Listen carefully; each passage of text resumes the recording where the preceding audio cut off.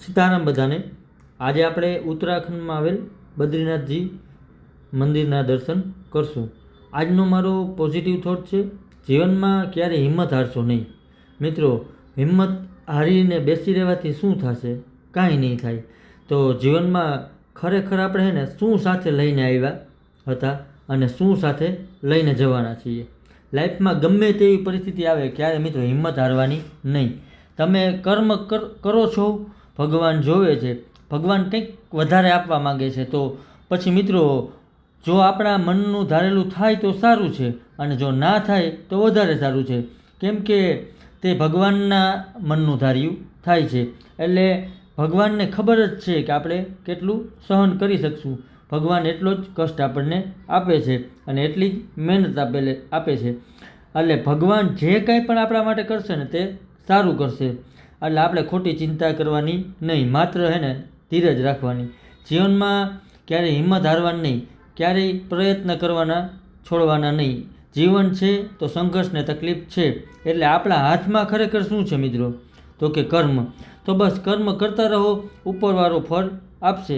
આજે નહીં તો કાલે, પણ ઉપરવાળો ફળ આપશે, આ હકીકત છે। જીવનમાં કોઈ એવી પરિસ્થિતિ છે જેમાં તમે કાંઈ નથી કરી શકતા, તો હિંમત હારીને બેસી રહેવાથી જો તે પ્રોબ્લેમ સોલ્વ થતી હોય ને, તો હિંમત હારીને બેસી જાઓ। પણ જો ના થાય ને પરિસ્થિતિ ચેન્જ, તો પછી પરિસ્થિતિ ઉપરવાળાને સોંપી દો, અને પછી જો તમારા ગોલ તરફ તમારે કામ કરતું રહેવાનું। ભગવાન તમને રસ્તો બતાડશે।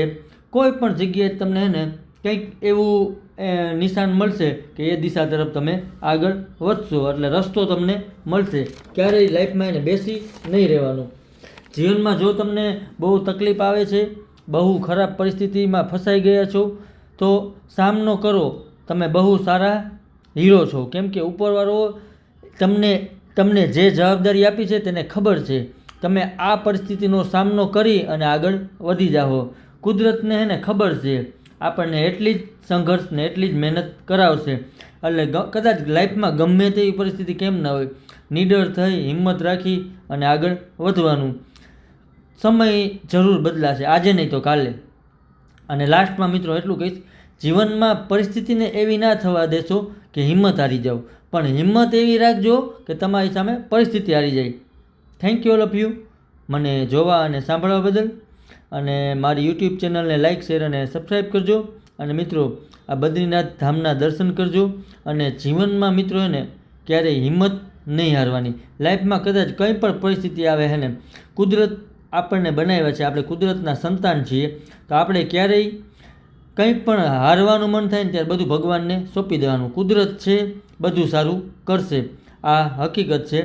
મહેનત આપણે કરતી રહેવાની, મહેનતનો સાથ ક્યારેય નહીં છોડવાનો। બાકી ભગવાન આપણું બધું જોવે છે, મહેનત, સંઘર્ષ અને ધીરજ।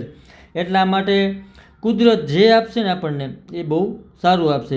એટલે કંઈ પણ એવી પરિસ્થિતિ હોય ને તો ભગવાનને સોંપી દેવાની, બધું સારું થઈ જશે લાઈફમાં ધીરે ધીરે। Thank you all of you.